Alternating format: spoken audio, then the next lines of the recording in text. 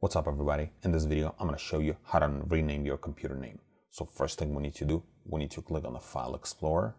And in File Explorer, we need to right click on this PC and then click on Properties. And then here in Properties, you can see your computer name is desktop-HVI4FK9.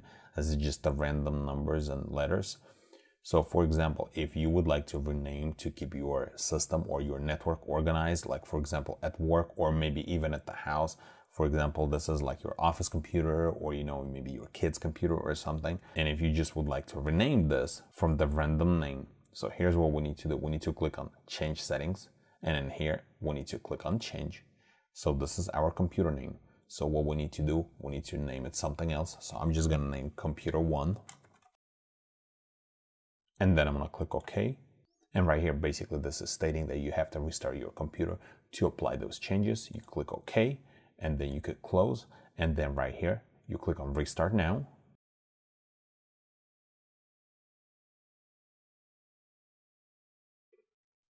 Once your computer restarts, you can click on File Explorer, right click on this PC, click on Properties, and you can see right here that your computer is renamed. If this video was helpful to you, press that like button and don't forget to subscribe. Thanks for watching.